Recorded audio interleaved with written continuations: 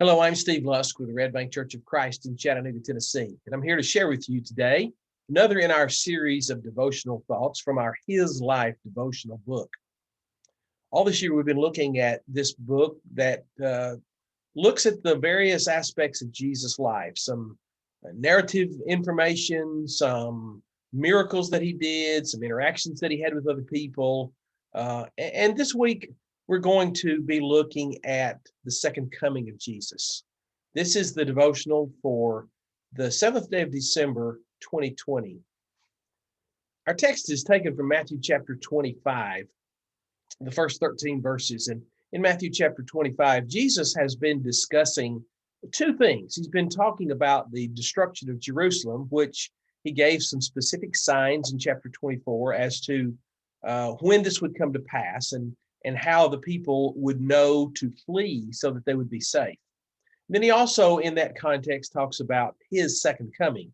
So in chapter 25, he discusses a couple of things, uses a couple of parables to discuss some matters that relate to his second coming. So this is the first of those parables.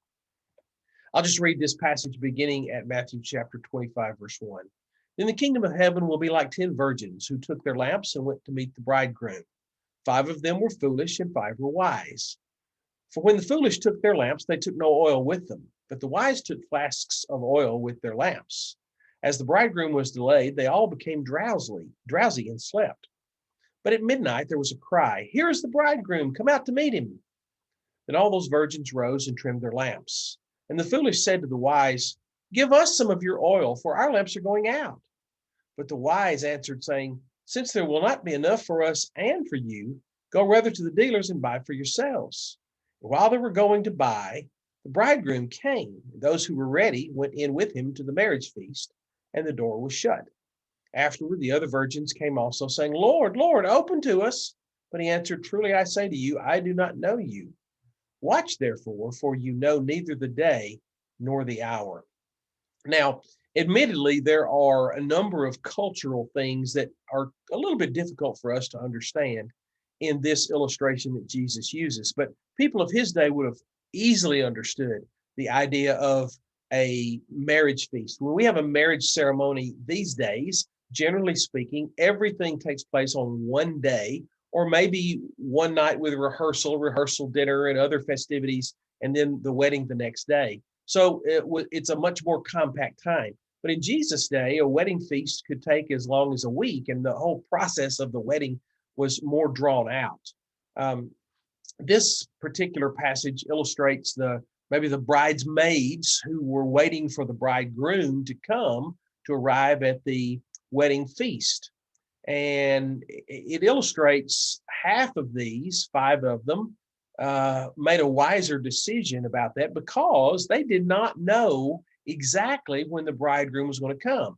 Now, again, the idea of having a lamp burned with that uses oil to produce light is something that's foreign to us.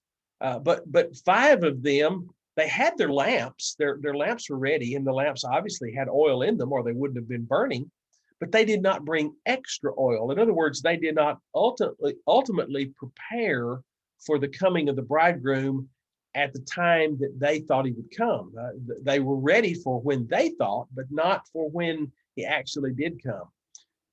5 others of them are considered wise because they had anticipated the fact that there's a possibility he might delay. So therefore, they needed to go ahead and prepare as if he might delay. Live their lives, in other words, as if he wasn't going to come exactly when they thought he was going to. And so all of that is cultural stuff that maybe is not easy for us to really understand or relate to. But here is the point I believe that Jesus is making. It's wrapped up in that 13th verse. He says, "Watch, because you do not know either the day or the hour when the Son of Man will return." The idea there is that as followers of Jesus, and as we contemplate and imitate his life, we need to be living our lives in anticipation of the second coming of Jesus. That is, we need to so live as to whenever it is that he comes, we will be prepared for that. Sadly, some of us live as if the Lord may never come in our lifetime, or as if the Lord may never come again, period. Uh, the fact is that we need to be living our lives every day as if today is the day that the Lord may come. We need to be prepared. So my question as we close this devotional thought today is, are you and am I prepared for the second coming of Jesus? Am I living my life in such a way that indicates that preparation has been made, that I am ready for his second coming? It's an awesome thought to think about, because we know that when he comes again, that we're going to stand in judgment before him to give an account of the things that we have done in the flesh or in the body, in our lives, whether they be good or evil. Paul wrote to the church at Corinth. And so we need to be ready to live and to give that account every single day of our lives. Are you prepared? Am I prepared?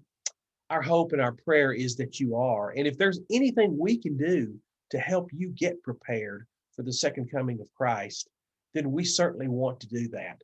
Will you contact us via our website, or by email, or just by giving us a call here at the Red Bank Church of Christ? We'll do all we can to help you prepare for the second coming of Christ. That's what we ultimately want for everyone. And that's what God wants as well. He wants us all to be ready for that day, that judgment day.